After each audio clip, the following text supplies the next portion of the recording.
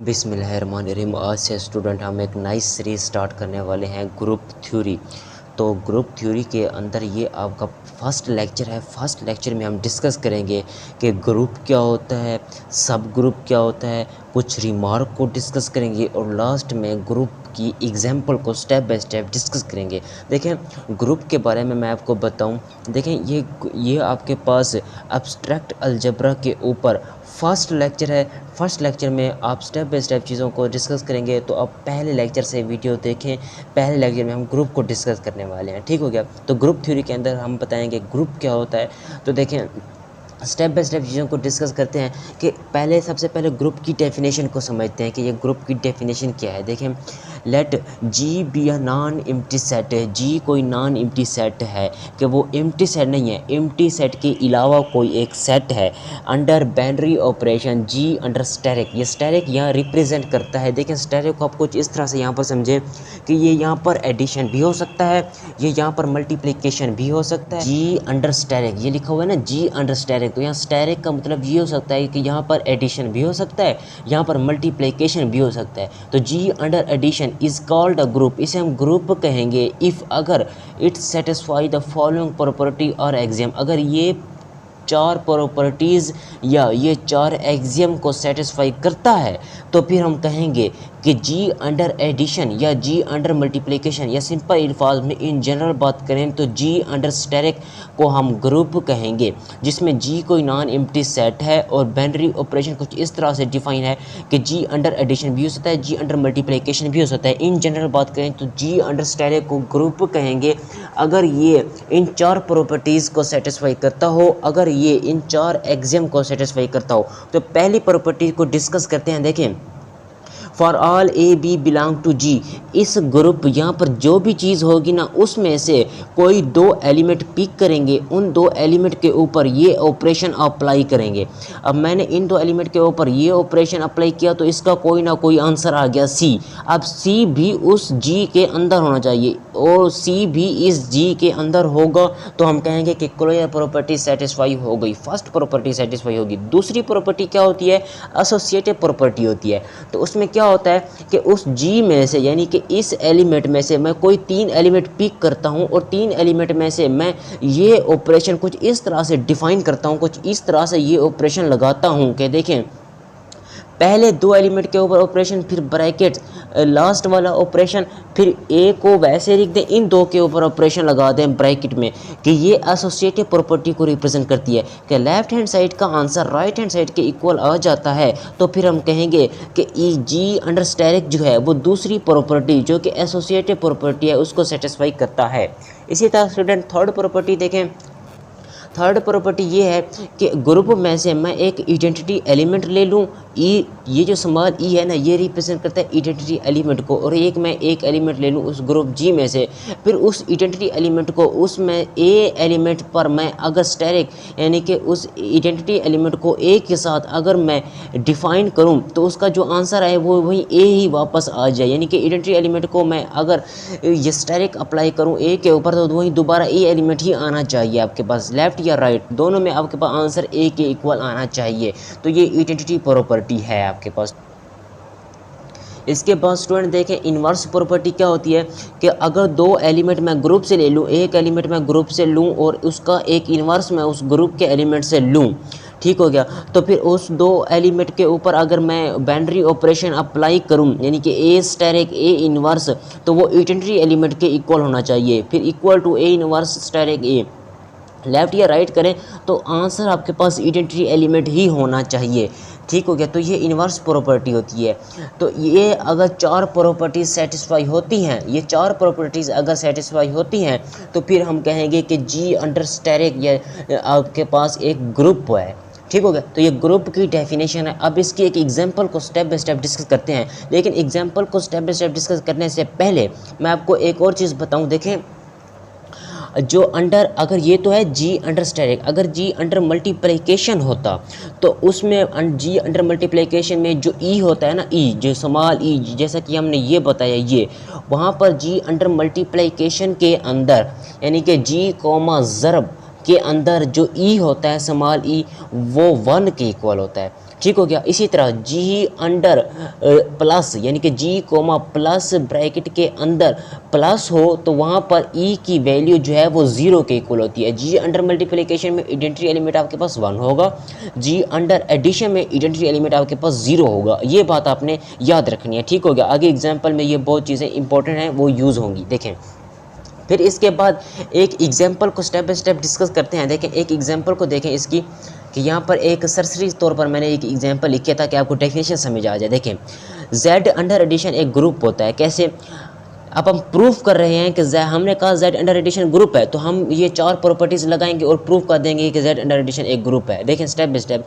पहला z is equal to 0 positive negative 1 positive negative 2 z positive negative 3 up to so on z के अंदर ये element होता है, क्योंकि ये इंटीजर है। इंटीजर का सेट इस तरह ही होता है। आपको नंबर 3 में मैंने आपको ये बताया था ये चीज़ें, ठीक हो गया। अगर आपने नंबर 3 में मेरी प्लेलिस्ट में वो चीज़ें नहीं देखी तो लाजमी देख लें। तो z 0 positive negative 1 positive negative 2 आपके z इंटीजर है, तो इसके अंदर ये सेट होगा, ये एलिमेंट होंगे इसके अंदर। हमने प्रूव करना है कि z अंडर एडिशन जो है वो एक ग्रुप होता है, तो इसके ऊपर पहली प्रॉपर्टी अप्लाई कर रहे हैं। तो पहली प्रॉपर्टी क्या थी? पहली प्रॉपर्टी ये थी, ये देखें पहली प्रॉपर्टी वो ये कहता था कि उस एलिमेंट, अब हमारे पास g क्या है, z है, इस z से 2 एलिमेंट लें फिर उनके ऊपर ऑपरेशन अप्लाई करें। हमारे पास ऑपरेशन क्या है, एडिशन, तो हम एडिशन अप्लाई करेंगे, उसका जो आंसर आएगा वही g के अंदर होना चाहिए। हमारे पास z है तो हमारे पास z के अंदर होना चाहिए आंसर, ठीक हो गया। तो देखें स्टूडेंट, तो यहाँ पर आपके पास आपने एलिमेंट z से 2 एलिमेंट पिक करें, क्लियर प्रॉपर्टी लगा रहे हैं ना आप, तो क्लियर प्रॉपर्टी लगाने के लिए z में से आपने दो एलिमेंट उठाए, वो एलिमेंट 1 और 2 उठाए, उनके ऊपर आपने ये वाला ऑपरेशन लगाया जो कि गिवन ऑपरेशन प्लस का था, तो आपने प्लस का आंसर लगाया, आंसर आया 3 और 3 आपको पता है यहाँ पर z के अंदर है पड़ा, तो पहली प्रॉपर्टी सेटिस्फाई हो गई। अब दूसरी प्रॉपर्टी देखें, दूसरी प्रॉपर्टी कौन सी थी? एसोसिएटिव प्रॉपर्टी थी, ये वाली प्रॉपर्टी अप्लाई करेंगे। देखें है कि आप दूसरी प्रॉपर्टी में 3 एलिमेंट पिक करते हैं, 1 2 3, 3 एलिमेंट आप लेते हैं उस जो गिवन होता है। अब यहाँ पर हमारे पास z गिवन है, तो z में से 3 एलिमेंट लेंगे, उसके ऊपर ये प्रॉपर्टी अप्लाई करेंगे, ठीक हो गया। तो लेफ्ट हैंड साइड का आंसर राइट हैंड साइड के इक्वल आ जाएगा, तो हम कहेंगे कि उसमें एसोसिएटिव प्रॉपर्टी भी होल्ड करती है। देखें यहाँ पर हमने 3 एलिमेंट पिक कर लिया z में से।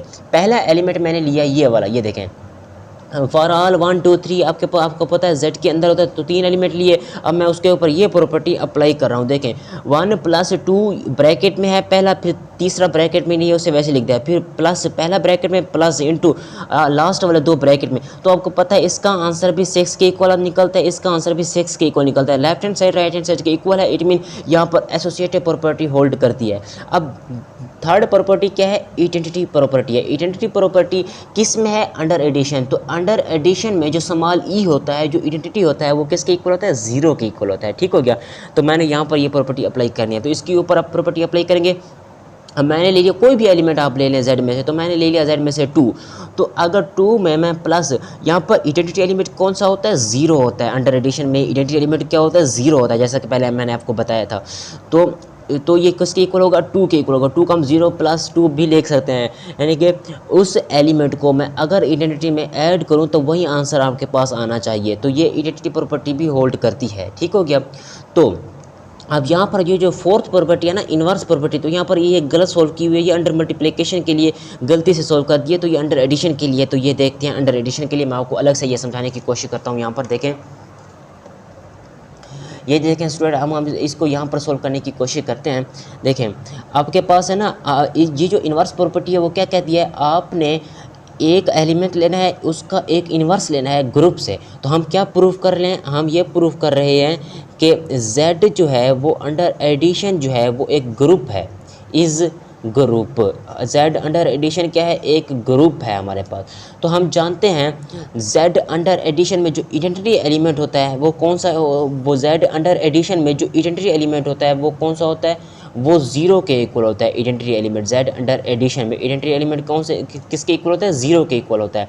अगर यहाँ पर z अंडर मल्टीप्लिकेशन होता, यानी कि ज़र्ब का ऑप्शन होता, तो e की वैल्यू 1 के इक्वल होती, फिर ठीक हो गया। तो अब हम प्रूव कर रहे हैं, ये फोर्थ प्रॉपर्टी लगा रहे हैं इसमें। तो फोर्थ प्रॉपर्टी के लिए देखें, फोर्थ प्रॉपर्टी आपने कुछ इस तरह से यहाँ पर लगाना है कि एक एलिमेंट आपने z से पिक करना है, ठीक हो गया, फिर उसका इन्वर्स भी पिक करना है। z में से फॉर एग्जांपल अगर मैं z में से मिसाल के तौर पर अगर मैं 2 पिक करता हूँ, फॉर एग्जांपल 2 पिक कर लिया z में से, और 2 का एडिटिव इन्वर्स क्या होता है? 2 का एडिटिव इन्वर्स होता है -2। ये दोनों कहाँ से लिए हैं हमने, Z से लिए हैं। ये दोनों हमने कहाँ से लिए, Z से लिए। और Z से अगर एक एलिमेंट लिया और उसका एक इन्वर्स लिया Z में से मैं, और उसके ऊपर मैं ये प्रॉपर्टी, इन्वर्स की प्रॉपर्टी अप्लाई करने की कोशिश करता हूँ। देखें इसकी ये प्रॉपर्टी कुछ ये कहती है कि ए और उसके ऊपर आपने बाइनरी ऑपरेशन अप्लाई करना है, जो कि हमारे पास बाइनरी ऑपरेशन एडिशन है, फिर उसका आपने इन्वर्स लिखना है, तो उसका आंसर आइडेंटिटी के इक्वल आना चाहिए। तो यहाँ पर देखें मैं 2 लिखता हूँ, फिर उसके ऊपर मैंने ऑपरेशन लगाना है जो ऑपरेशन डिफाइन है, बाइनरी ऑपरेशन। यहाँ पर हमारे पास क्या है, बाइनरी। अच्छा, इस चीज़ को कहते हैं बाइनरी ऑपरेशन। ये एडिशन भी हो सकता है या मल्टीप्लिकेशन भी हो सकता है, ठीक हो गया। तो देखें मैंने इसके ऊपर ऑपरेशन लगाना है स्टूडेंट, तो मैं ऑपरेशन लगाऊंगा यहाँ पर ऑपरेशन एडिशन, तो मैं एडिशन लगाता हूँ, फिर साथ में मैंने उसका इन्वर्स लिखना है। तो एडिटिव इन्वर्स इस बार हमारे पास कौन सा है, -2, तो मैं -2 को लिखता हूँ। तो फिर ये इक्वल है, आपको पता है इसका आंसर 0 के इक्वल निकालता है, तो इसे मैं इस तरह भी लिख सकता हूँ -2 + 2। तो यहाँ पर लेफ्ट हैंड साइड का आंसर राइट हैंड साइड के इक्वल निकलता है। यहाँ पर आइडेंटिटी एलिमेंट 0 प्रूफ हो गया। तो यहाँ पर ये इन्वर्स की प्रॉपर्टी भी होल्ड करती है स्टूडेंट, ठीक हो गया। अब ये तो था अंडर एडिशन के लिए। अब इसी तरह अंडर मल्टीप्लिकेशन के लिए जब हम देखेंगे तो Z अंडर मल्टीप्लिकेशन ग्रुप नहीं होगा। क्यों ग्रुप नहीं होगा, क्योंकि उसमें इन्वर्स प्रॉपर्टी होल्ड नहीं करेगी। किस तरह, अब देखिए यहाँ तक ये प्रूफ हो गया कि ये ग्रुप है, Z under addition is group हो गया, प्रूफ हो गया। अब Z अंडर मल्टीप्लिकेशन ग्रुप नहीं होगा, क्यों, क्योंकि अब Z अंडर मल्टीप्लिकेशन के लिए मैं आपको करके दिखाता हूँ। देखें ये देखें इस एग्जांपल के तौर पर Z अंडर एडिशन चेक करेंगे, क्या वो ग्रुप होगा, क्या वो ग्रुप इज ग्रुप। देखें Z अंडर आइडेंटिटी एलिमेंट मैंने आपको पहले ही बताया वो 1 के इक्वल होता है अंडर। तो अगर हम इसके ऊपर इन्वर्स प्रॉपर्टी होल्ड करके देखें क्या ये होल्ड करती है या नहीं करती, तो पहला एलिमेंट मैंने ले लिया 2 जो कि बिलोंग टू Z है, और 2 का इन्वर्स क्या होता है, यानी कि अब मल्टीप्लिकेटिव इन्वर्स है, वहाँ पर आइडेंटिटी इन्वर्स था। आइडेंटिटी एलिमेंट आइडेंटिटी इन्वर्स क्या होता है, -2। तो अब मल्टीप्लिकेटिव इन्वर्स क्या होगा, मल्टीप्लिकेटिव इन्वर्स होगा 2 की पावर -1 या 1/2। तो ये बिलोंग टू क्या होना चाहिए, Z से पिक करने चाहिए ना, हमें Z से लेने चाहिए। क्या वहाँ पर ग्रुप था, वहाँ पर G जनरल था, तो यहाँ पर हमारे पास ग्रुप, यहाँ पर अब हमारे पास क्या है, Z है। तो Z से हमने लिया 2 और 2 का इन्वर्स। तो आपको पता है 2 तो है, बट यहाँ पर ये रिप्रेजेंट करता है 2 तो है Z के अंदर, लेकिन 2 का इन्वर्स जो कि इक्वल होता है 2 का इन्वर्स 1/2, लेकिन ये Z के अंदर नहीं है। जब Z में से एक उसका इन्वर्स ही हम पिक नहीं कर सकते तो उसके ऊपर प्रॉपर्टी क्या अप्लाई करेंगे हम, ठीक हो गया। तो ये यहाँ पर प्रूफ हो जाता है कि Z अंडर मल्टीप्लिकेशन ग्रुप नहीं है, Z अंडर एडिशन एक ग्रुप है हमारे पास, ठीक हो गया। ये इसका रिमार्क है, ट्रिवियल ग्रुप इसमें डिस्कस करेंगे। देखें रिमार्क के अंदर ट्रिवियल ग्रुप या ट्रिवियल सब ग्रुप क्या होता है, तो देखें स्टूडेंट। तो सबसे पहले आप देखें every non empty set G with a binary operation. मैंने आपको बताया था बाइनरी ऑपरेशन एडिशन भी हो सकता है या मल्टीप्लिकेशन भी हो सकता है। वो नॉन एम्प्टी सेट G जिसके साथ ये कॉमा के साथ कोई ना कोई ऑपरेशन डिफाइन हो, या एडिशन हो या मल्टीप्लिकेशन हो, define on it has 2 trivial सब ग्रुप। उसके 2 ट्रिवियल सब, अच्छा सब ग्रुप क्या होता है इसका भी मैं आपको बताऊँगा। फिलहाल आपको ट्रिवियल सब ग्रुप के बारे में समझें। तो ट्रिवियल सब ग्रुप क्या होता है, a set E with identity element is always a group। ये फर्स्ट प्रॉपर्टी हो, और दूसरी G under asterisk is always a group। G under asterisk यहाँ पर जो बाइनरी ऑपरेशन होगा उस पर ये G अगर ग्रुप है, और ये set E with identity element के साथ ये भी अगर हमारे पास एक ये इस तरह का अगर सेट है तो वो भी एक ग्रुप है। और ये भी अगर ये दो प्रॉपर्टी होल्ड करते हैं तो हम कहेंगे ये दीज 2 सब ग्रुप क्या होते हैं, ये दीज 2 सब ग्रुप और ट्रिवियल सब ग्रुप कहेंगे। इसको हम क्या कहेंगे, ट्रिवियल सब ग्रुप कहेंगे। एम्प्टी सेट का पता है वो आपको ग्रुप नहीं होता। अब हम डिस्कस करते हैं सब ग्रुप को। देखें सब ग्रुप क्या होता है, let G under asterisk is a group. G under asterisk कोई एक ग्रुप होगा, ये कोई बाइनरी ऑपरेशन है, ठीक हो गया, ये कोई एक ग्रुप है। Then a non empty subset H of G। ये देखें ये जो H है ना, ये G का कोई नॉन एम्प्टी सबसेट है। G जो है सॉरी H जो है वो इस G का कोई नॉन एम्प्टी सबसेट है ना, या इस तरह समझे ये जो H है ना, H ये सबसेट है G का, ठीक हो गया। G कोई नॉन एम्प्टी सेट है, इसका कोई सबसेट H है, फिर इसी सबसेट H को ये दोनों नॉन एम्प्टी हैं, ठीक हो गया। G under asterisk is a group, then non empty subset H of G। G का कोई नॉन एम्प्टी सबसेट H को हम सब ग्रुप कहेंगे, H को हम G का सब ग्रुप कहेंगे अगर H भी खुद एक ग्रुप हो under the same binary operation. If H is a group under the same binary operation. देखें G कोई आपके पास G बड़ा सेट होगा, ठीक हो गया, तो वो अगर अंडर स्टेरिक कोई एक ग्रुप बना रहा है, तो अगर H कोई एक ऐसा एलिमेंट है, कोई ऐसा सेट है, तो वो सेट H जो है वो G का कोई सब सेट है। फिर उस H को उस G का सब ग्रुप कहेंगे अगर H बजाते खुद भी आपके पास एक ग्रुप हो, वही सेम बाइनरी ऑपरेशन के ऊपर, जहाँ ऑपरेशन यहाँ पर है वही ऑपरेशन यहाँ पर भी हो। मैं आपको यहाँ पर ये प्रैक्टिकली करके दिखाता हूँ। यहाँ पर देखें, जी अंडर स्टैरिक कोई ग्रुप है, G under asterisk is a group. अगर आपके पास ये कोई एक ग्रुप है, ठीक हो गया, और आपके पास एच कोई सब ग्रुप है, ग्रुप जी, एच कोई सब ग्रुप नहीं, एच कोई सबसेट है ग्रुप जी का, फिर हम H is said to be, H is said to be subgroup, H is said to be subgroup of G, H को जी का सब ग्रुप कहेंगे अगर H is itself is a group under the same operation, under same operation as G. जो G का जो operation होगा वही operation H का होना चाहिए, और एच खुद एक ग्रुप होना चाहिए, उसके साथ साथ एच जो है वो जी का सबसेट भी होना चाहिए, तब हम कहेंगे एच जो है वो जी का क्या है, सब ग्रुप बना रहा है। ठीक हो गया। तो जिस तरह सबसेट होता है ना, वही सब ग्रुप की कहानी है, बिल्कुल सेम उसी तरह है। ठीक हो गया। तो आपको यहाँ तक ये समझ आ गया होगा। अच्छा, यहाँ पर मैं एक इसकी सब ग्रुप की कुछ एग्जाम्पल्स हैं, वो इसको डिस्कस करते हैं। पहले हमने ग्रुप को देखा था, फिर ग्रुप की एग्जाम्पल को देखा था, फिर एक रिमार्क को देखा था, फिर अब हम देख रहे हैं सब ग्रुप को, फिर सब ग्रुप की एग्जाम्पल को देख रहे हैं। ठीक हो गया। अब इसकी एग्जाम्पल को देखते हैं क्या है। देखें, लेट कर रहे हैं R under addition is a group. हमारे पास आर अंडर एडिशन एक ग्रुप है, तो इसका सब ग्रुप कौन सा होगा? Then Z under addition is a subgroup of R under addition. अब मैं आपको यहाँ पर एक और बात बताऊँ। देखें, आपको एक और बात बताऊं स्टूडेंट, कि जो आपके पास जो नेचुरल नंबर का जो सेट है ना, वो आपको पता है किसके अंदर आता है? वो सेट ऑफ इंटीजर के अंदर आता है। नेचुरल नंबर का सेट 1 2 3 4 5, तो 1 2 3 4 5 किसके अंदर होता है? जेड के अंदर ही तो होता है ना, इंटीजर है। अब जेड किसके अंदर होता है? जेड आपको पता है, आपको पता है रेशनल नंबर के अंदर भी आता है जेड। ठीक हो गया। जेड रेशनल नंबर के अंदर भी आ जाता है, क्योंकि जो एलिमेंट जेड के अंदर होते हैं वही एलिमेंट क्यू के अंदर भी होते हैं, रेशनल नंबर के एलिमेंट भी होते हैं। तो जेड सबसेट हो जाता है क्यू का, और क्यू किसका सबसेट होता है? आपको पता है रेशनल नंबर का सबसेट रियल नंबर के अंदर आता है। रेशनल नंबर के अंदर जितने भी नंबर ऑफ एलिमेंट्स होते हैं वही एलिमेंट्स आपके पास रियल नंबर के सेट के अंदर होते हैं। ठीक हो गया।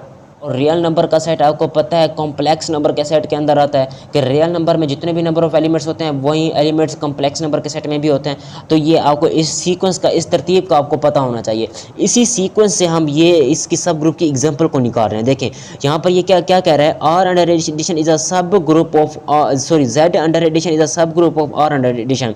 कि ये जो जेड है ना, अब देखें ये जेड सब ग्रुप बनाएगा इस क्यू का, और क्यू सब ग्रुप बनाएगा इस आर का, और आर सब ग्रुप बनाएगा क्यू का। अब इसी तरह Z जो है वो इस Q का सब ग्रुप बना सकता है, या Z इस R का भी सब ग्रुप बना सकता है, Z इस कॉम्प्लेक्स नंबर का भी सब ग्रुप बना सकता है। ये इस सीक्वेंस से ये चीज़ें निकल रही हैं। ठीक हो गया। ये देखें Z under addition is subgroup of R under addition. ये जो Z है ये R का क्या हो गया? सब ग्रुप हो गया, क्योंकि Z के एलिमेंट R के अंदर आते हैं, आपको पता है। अब इसी तरह फिर इस सब ग्रुप की एक और एग्जाम्पल को मैं आपको यहाँ पर दिखाता हूँ। देखें, हमने लेट कर लिया, यहाँ पर देखें, इस बात को यहाँ पर समझें।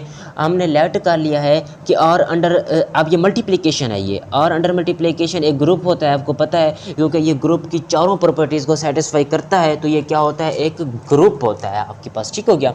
तो ये क्या होता है? एक ग्रुप होता है। अच्छा, मज़ीद इसकी कुछ एग्जाम्पल को मैं आपको करके दिखाता हूँ, तो फिर आप इस तरह समझें। आर अंडर एडिशन भी एक ग्रुप होता है। अगर ये ग्रुप है तो इसका सब ग्रुप कौन सा होगा? Then Z under addition is not a subgroup. तो जेड अंडर एडिशन इसका सब ग्रुप नहीं है, अगरचे Z के एलिमेंट Q के अंदर हैं। जी ये देखें, Z के एलिमेंट जिस तरह मैंने आपको यहां पर समझाया है ना, ये देखें, ये देखें जिस तरह मैंने आपको यहाँ पर समझाया है, अगरचे Z के एलिमेंट Q के अंदर भी हैं, Z के एलिमेंट R के अंदर भी हैं, तो Z को R का सब ग्रुप होना चाहिए उस केस में अगर दोनों का बाइनरी ऑपरेशन सेम है। लेकिन यहाँ पर बाइनरी ऑपरेशन सेम नहीं है, यहाँ पर मल्टीप्लिकेशन है, यहाँ पर एडिशन है। तो इसी वजह से हम कहेंगे कि Z under addition is not a group. अगर यहाँ पर Z अंडर मल्टीप्लिकेशन होता तो फिर भी ये ग्रुप नहीं होता, क्योंकि Z अंडर मल्टीप्लिकेशन बजाते खुद एक ग्रुप नहीं है। Z अंडर एडिशन ग्रुप हो सकता है, Z अंडर मल्टीप्लिकेशन ग्रुप नहीं, जो कि मैंने अभी आपको बताया है। ठीक हो गया।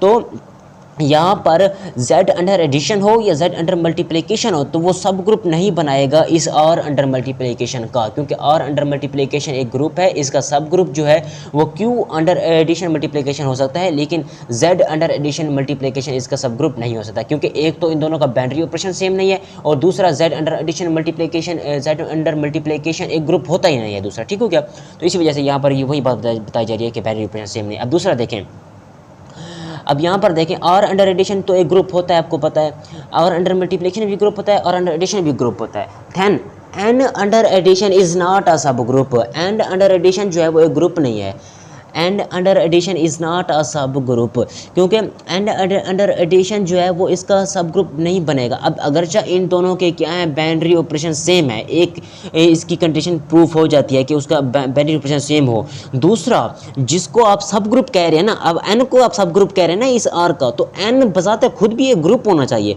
तो एन आपको पता अंडर एडिशन ग्रुप नहीं होता। जब इन एन अंडर एडिशन एक ग्रुप ही नहीं है तो फिर सब ग्रुप उसका प्रूव करने की तो कोई बात ही नहीं रहती। ठीक हो गया। तो एन अंडर अगरचे दोनों के बाइनरी ऑपरेशन सेम है, अगरचे एन के एलिमेंट आर के अंदर आते हैं, लेकिन एन जो है वो ग्रुप नहीं है, तो इसी वजह से वो यहाँ पर सब ग्रुप भी नहीं बनाएगा आर का। ठीक हो गया। तो फिर इस वजह से हम कहें एन जो है वो अंडर एडिशन एक ग्रुप नहीं होता। ठीक हो गया। तो एक सब ग्रुप के लिए ना आपको 3 कंडीशन का पता होना चाहिए फॉर सब ग्रुप। पहली कंडीशन जो है कि किसी सेट को फॉर एग्जाम्पल एच को प्रूव कर रहे हैं वो जी का सब ग्रुप है, तो उसके अंदर 3 कंडीशन होनी चाहिए। पहली कंडीशन बाइनरी ऑपरेशन दोनों का सेम होना चाहिए, एच के अंदर जो बाइनरी ऑपरेशन है वही बाइनरी ऑपरेशन जी के अंदर होने चाहिए, तब हम एच को जी का सब ग्रुप कह सकते हैं। पहली इसकी कंडीशन ये है। दूसरी कंडीशन के अंदर एच जो है वो जी का सबसेट होना चाहिए, इट मीन एच के अंदर जितने भी नंबर ऑफ एलिमेंट्स हैं, एच के अंदर जो एलिमेंट्स हैं वही एलिमेंट जी के अंदर भी होना चाहिए, जी बड़ा सेट होना चाहिए आपके पास। ठीक हो गया। तो फिर उसकी ये दूसरी कंडीशन है। थर्ड प्रॉपर्टी ये है कि H is it self, H जो है वो खुद एक ग्रुप होना चाहिए, H is it self is a, H it self यहाँ पर इज़ ना लिखे, ये करेक्शन करें, H it self is a group, H खुद एक ग्रुप होना चाहिए, तब जाकर एच को जी का हम सब ग्रुप कहेंगे। फिर मैंने आपको बताया यहाँ पर कि ये देखें, इसकी एग्जांपल को देखें, यहाँ पर ये इसकी एग्जांपल है, यहाँ पर z under addition is a subgroup of r under addition का क्या होगा सब ग्रुप होगा, क्योंकि उसकी ये 3 कंडीशन सेटिस्फाई होती हैं। पहला बाइनरी ऑपरेशन सेम होना चाहिए, इसका बाइनरी ऑपरेशन एडिशन है, इसका भी बाइनरी ऑपरेशन एडिशन है, दोनों का बाइनरी ऑपरेशन सेम है, तो पहली कंडीशन सेटिस्फाई हो गई। दूसरी कंडीशन h जो है सबसेट होना चाहिए g का, इसका मतलब है z जो है अगर r का सब ग्रुप प्रूफ कर रहे हैं तो z के अंदर जो एलिमेंट्स होते हैं हमें पता है वही एलिमेंट्स r के अंदर भी होते हैं, तो दूसरी कंडीशन यहाँ पर प्रूफ हो जाती है। यहाँ पर z जो है वो r का सबसेट होता है, मैंने आपको बताया। अब तीसरी कंडीशन क्या होनी चाहिए, h जो है वो खुद एक ग्रुप होना चाहिए, और z अंडर एडिशन खुद आपको पता है एक ग्रुप होता है, तो ये यहाँ पर z अंडर एडिशन क्या होता है, r अंडर एडिशन का एक सब ग्रुप प्रूफ हो जाता है। अब इसी तरह इसकी दूसरी एग्जांपल सब ग्रुप की हमने यहाँ पर देखी है, तो r अंडर मल्टीप्लिकेशन एक ग्रुप है यहाँ पर, तो हम इसका सब ग्रुप कौन सा होगा, z under addition is not a subgroup. क्यों? क्योंकि इसकी अगर इन तीनों में से कोई एक कंडीशन सेटिस्फाई नहीं होती तो हम उसको सब ग्रुप नहीं करेंगे। अब यहाँ पर देखें z under addition is not a subgroup of r under multiplication, क्योंकि यहाँ पर बाइनरी ऑपरेशन सेम नहीं है, तो यहाँ पर पहली जब कंडीशन सेटिस्फाई नहीं होती तो दूसरी तीसरी कंडीशन में जाने की ज़रूरत नहीं है, तो ये सब ग्रुप नहीं होगा। इसी तरह r under addition is a group आपको पता होता है, लेकिन and under addition is not a subgroup, क्योंकि एन हमारे पास क्या होता है। अब यहाँ पर क्या होता है, देखिए पहली कंडीशन क्या है, पहली कंडीशन तो यहाँ पर सेटिस्फाई हो जाती है कि बाइनरी ऑपरेशन सेम होना चाहिए, तो बाइनरी ऑपरेशन दोनों के अंदर एडिशन है तो सेम है। दूसरा एच के अंदर जो सबसेट है, एच जो है सबसेट होना चाहिए जी का, एच के अंदर जो एलिमेंट्स हैं वही एलिमेंट जी के अंदर होने चाहिए। अब एन के अंदर जो एलिमेंट्स हैं वही एलिमेंट आर के अंदर भी हैं, तो दूसरी कंडीशन भी यहाँ पर प्रूफ हो जाती है, लेकिन तीसरी कंडीशन यहाँ पर सेटिस्फाई नहीं होती, H is it self is a group होना चाहिए, तो यहाँ पर एन अंडर एडिशन इज खुद एक ग्रुप नहीं आता, तो ये सब ग्रुप नहीं बनाएगा। फिर ठीक हो गया। फिर हमने डिस्कस किया था एग्जांपल ग्रुप की एग्जांपल को डिस्कस किया था। ठीक हो गया। तो स्टूडेंट नेक्स्ट लेक्चर में हम डिस्कस करेंगे एग्जांपल ऑफ ग्रुप्स को, कि ग्रुप्स की को कुछ बेसिक और लेंथी एग्जांपल को स्टेप बाय स्टेप। अगर आप हमारे चैनल पर नए आए हैं तो चैनल को जरूर सब्सक्राइब करें। मिलते हैं नेक्स्ट वीडियो में, तब तक के लिए अल्लाह हाफिज़।